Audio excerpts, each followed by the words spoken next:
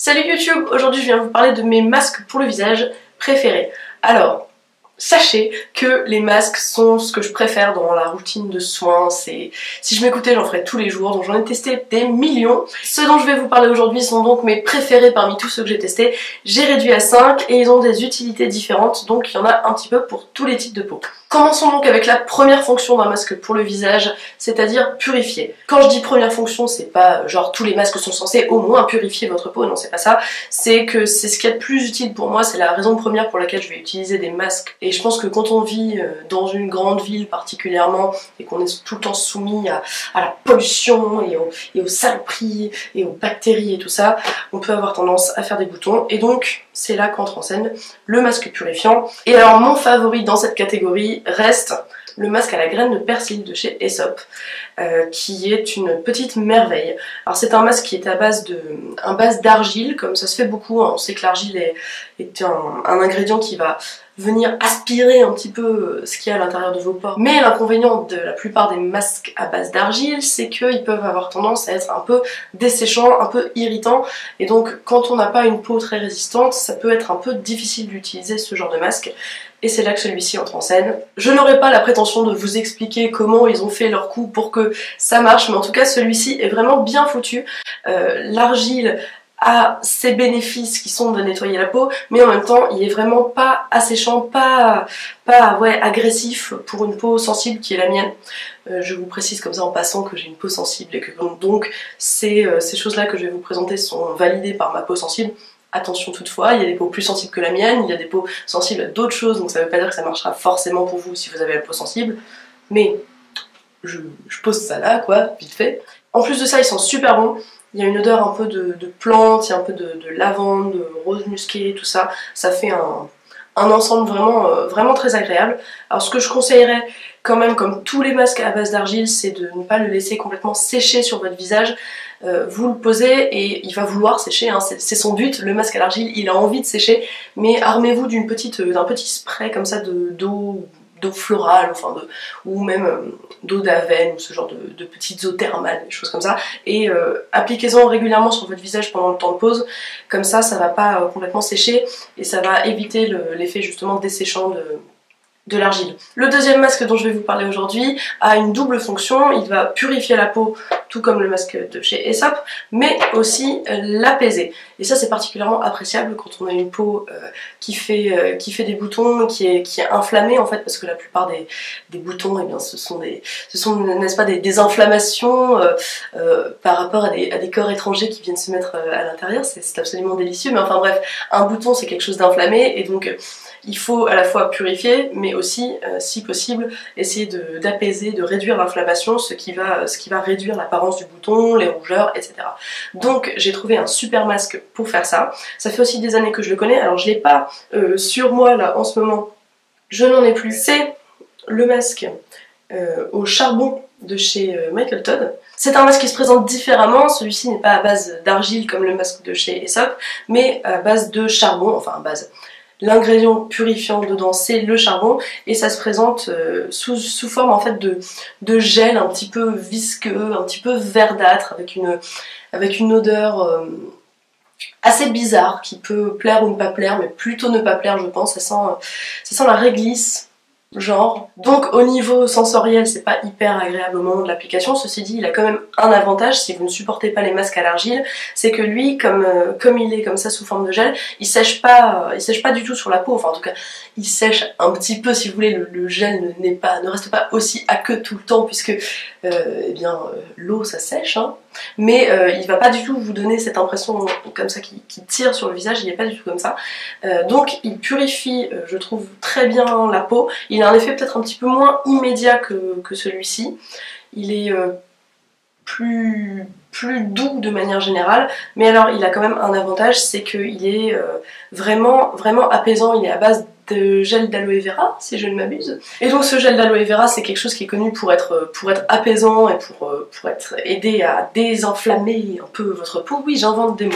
Et donc ça c'est particulièrement bien si vous avez la peau sensible, la peau irritable, et ce que je vous disais, ces inflammations, un peu de boutons, ça va vraiment les calmer. Donc ce que vous allez constater tout de suite après l'application du masque, c'est que votre peau va être calmée, va être moins, moins rouge, moins genre ah, attention, attaque de bouton. Et puis l'effet purifiant, vous allez plus le constater le lendemain ou quelques jours après, vous allez voir que votre peau est de manière générale un peu plus saine. Donc celui-ci est un peu genre attaque purification, et celui de Michael Todd que je n'ai pas dans ma main, donc je ne peux pas voilà, mettre comme ça à côté, il est plus purifiant gentiment mais tout en vraiment apaisant la peau. Troisième masque, et là on rajoute encore une fonction, oui, parce que je vais vous présenter un masque qui purifie, qui apaise et qui en plus hydrate. Alors, il a aussi la palme de mon masque préféré de tous les temps, de tous les masques, voilà. Ce truc est une petite merveille, commençons par son odeur. Ça ne vous intéresse pas spécialement, mais sachez que c'est le truc qui sent le meilleur que j'ai pu mettre sur mon visage un jour dans ma vie, quoi. Ça sent un petit peu le miel, un petit peu la vanille, mais c'est pas écœurant du tout, quoi. C'est pas genre, on dirait de la bouffe, c'est vraiment, mais alors, hyper agréable. Et alors, ça va combiner des actions légèrement purifiantes. Alors, on descend petit à petit. Celui-ci est très très purifiant. Celui de Michael Todd, un tout petit peu moins comme ça. Et celui-ci, encore un petit peu moins. Ça va avoir un effet légèrement purifiant. Mais c'est pas le truc d'attaque, genre vous avez les pores tout encrassés, plein de points noirs, il faut à tout prix venir en aide à ce truc-là, vous voulez un plan d'attaque. C'est pas celui-ci que je vous conseillerais. Ceci dit, il a quand même une action légèrement purifiante. Il est aussi apaisant, comme le masque de chez Michael Todd, même plus apaisant sur le moment, vraiment. Quand on le met sur la peau, vraiment c'est ah, on est bien comme ça dans sa peau, enfin c'est frais, c'est doux, c'est une merveille ce truc. Et en plus de ça, il est hydratant, c'est-à-dire que une fois que vous l'avez enlevé, votre peau est à la fois purifiée, apaisée, mais aussi hydratée, plus souple, plus repulpée, etc. En plus, c'est un masque qui est bio, donc pour moi il coche vraiment toutes les cases. Non, non, il ne coche pas la case du prix parce que malheureusement c'est un masque qui est vraiment cher, donc que je garde pour les grands moments, quoi. Bref, quatrième masque, là il va s'agir d'apaiser et d'hydrater la peau.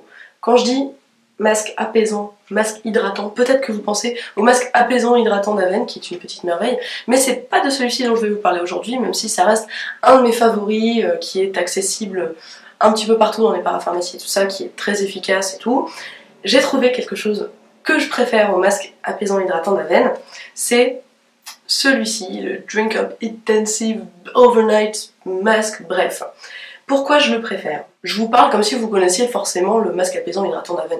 Pas forcément, je vais peut-être reprendre les choses depuis le début. C'est donc un masque qui est apaisant pour les peaux un peu sensibles, un peu sujettes aux rougeurs, à l'inflammation encore une fois, et aussi hydratant. Et alors, là où je trouve qu'il est meilleur que le masque apaisant hydratant d'Aven, c'est qu'il est, je trouve, aussi apaisant, ou presque, mais il est plus hydratant, mais vraiment plus hydratant, plus nourrissant pour la peau. En plus, il sent super bon, il sent un peu une odeur de pêche en fait, ou de yaourt à la pêche, ou à l'abricot. Non, ça fait plus pêche quand même. Alors on peut le laisser pendant toute la nuit, ou quelqu'un on essaiera de pas en mettre une couche énorme, parce que la couche énorme va se mettre sur l'oreiller, ça sera du gâchis. Ou alors on peut le laisser poser tout simplement comme un masque hydratant de base, un quart d'heure, 20 minutes. Et alors, mais quand j'utilise ça, ma peau est tellement contente, vraiment, elle me dit genre youpi, merci, je me sens beaucoup mieux, elle est plus hydratée, plus souple, plus confortable. Si j'avais des petits problèmes d'irritation, de gratouille et tout ça, ça vient vraiment en aide à ce genre de problème-là. D'ailleurs, ça me rappelle une petite anecdote, si vous connaissez ma grande copine Esther, qui fait aussi des vidéos sur YouTube, si vous la connaissez pas, je mettrai le lien vers sa chaîne en barre d'infos. Enfin bref, c'est pas le sujet. Elle avait fait toute une série de vidéos de maquillage artistique il y a quelques mois, et du coup, tous les jours, elle était là à se foutre des tonnes de machins sur la gueule, du latex, et des trucs qui sont pas forcément hyper sympas comme ça, genre pour la peau. Et du coup, elle avait la peau genre un peu foufou, point trop n'en fallait. Et du coup, le soir, elle se prenait ce truc-là, elle se mettait ça en grosse couche, elle était là. Donc voilà, si votre peau est particulièrement agressée, mise à mal, ce truc est validé par moi, par Esther, par beaucoup de gens, parce qu'on en parle beaucoup, mais c'est vraiment... Oui. Et le cinquième masque n'est pas un masque.